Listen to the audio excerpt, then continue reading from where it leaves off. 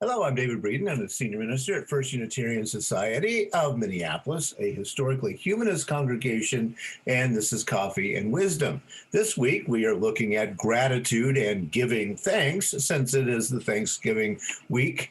Yesterday, we looked at Norman Rockwell, a kind of schmaltzy picture that everyone knows. Many call it the Thanksgiving picture, or I'll be home for Christmas picture. Actually, it's called Freedom from Want and was published in 1943. And the larger context of that particular painting definitely shows us a very serious question about how government should be working in people's lives. So there's often a little bit more behind something that becomes in some way commodified within American popular culture. Today, I want to look at another schmaltzy thing in American pop culture, and that is a poem called Thanksgiving Day by Lydia Maria Child from 1844. Now, if this were a trivia quiz, I would ask you if you know it. So think about it for a moment. Thanksgiving Day by Lydia Maria Child from 1844. Have you heard of it, or have you heard of her? And the answer in the first case is yes. In the second case is probably not. So let's take a look. Over the river and through the wood, to grandfather's house we go. The horse knows the way to carry the sleigh through the white and drifted snow. Now, it's almost impossible to read this poem in its lyrical form without going off and singing it, because every American probably knows this song because it floats ubiquitously through the atmosphere around Christmas time. But guess what? It is Hooray for Thanksgiving Day in the original, and is changed in most songs to Christmas instead, because, how many Thanksgiving songs are there after all? Not all that many. But off we go through the wood. This is Thanksgiving Day, and we're going to go to grandmother's house and grandfather's house, and over the river and through the wood. Now grandmother's cap I spy. Hooray for the fun. Is the pudding done? Hooray for the pumpkin pie. Some things never change, of course, including pumpkin pie at Thanksgiving. Well, more on this little story. The composer of the music that nowadays accompanies that song is unknown. It's simply been lost in pop culture memory over time.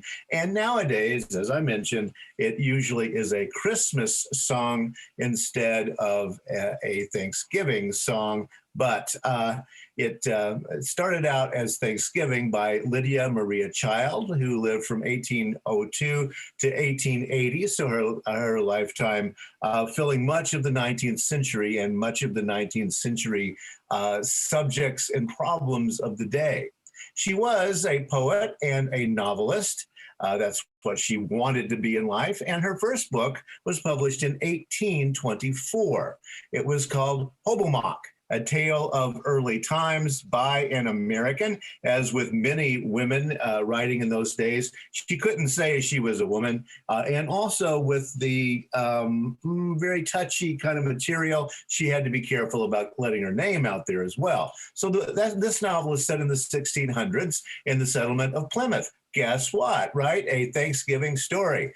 In this one, a European woman marries a native man, Hobomok, and reviews of the day said such things as it is unnatural and revolting to every feeling of delicacy. So you can see why she didn't really want her name floating around out there, because in the novel, she is questioning gender roles. Yes, she was a feminist for her day, Puritan religiosity, which she found completely silly, and racial relations, which she also found very silly. So she did remain an advocate for Native rights all of her lifetime, but she's much better known for her anti-slavery work.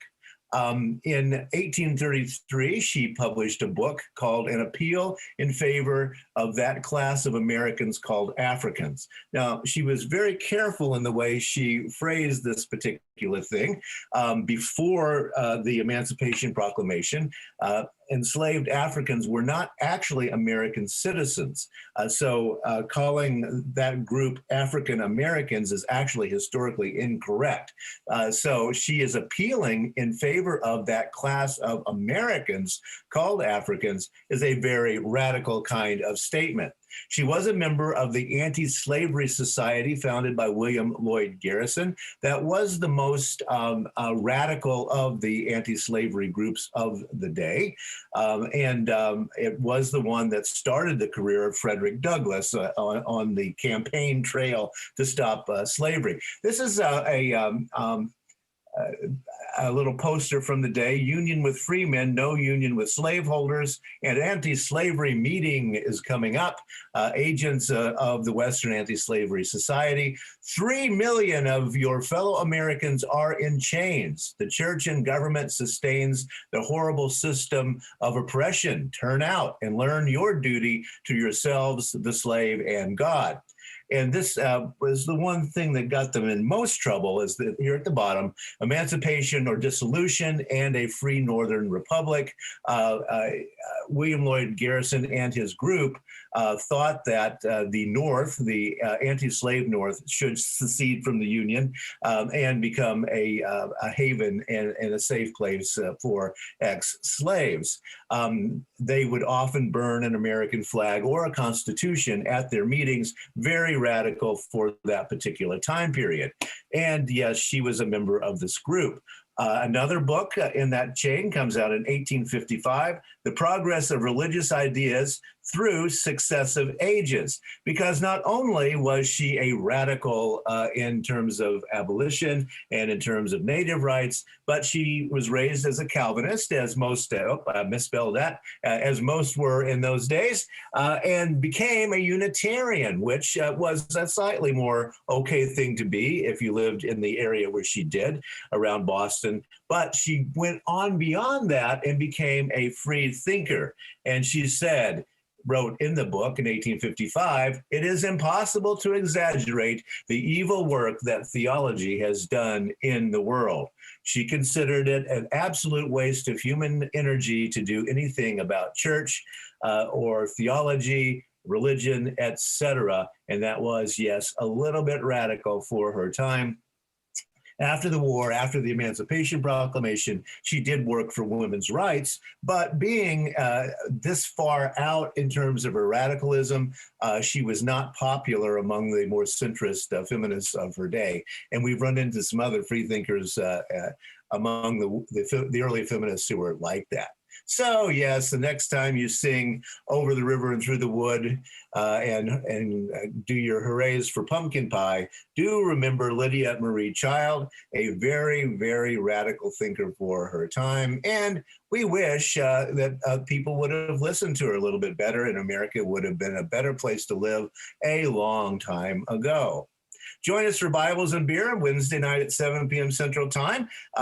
You can find us on YouTube, The Den of Conversation. Just type that in and it'll pop up, and subscribe to that, or to First Unitarian of Minneapolis, also on YouTube. We have 2 different channels for 2 different sets of content, but The Den of Conversation is our humanist, all messaging all the time, with Bibles and beer and coffee and wisdom and stuff like that. You can help us out by going to firstunitarian.org/donate. And I'll be back tomorrow to talk a little bit more about gratitude and giving thanks. Thank you.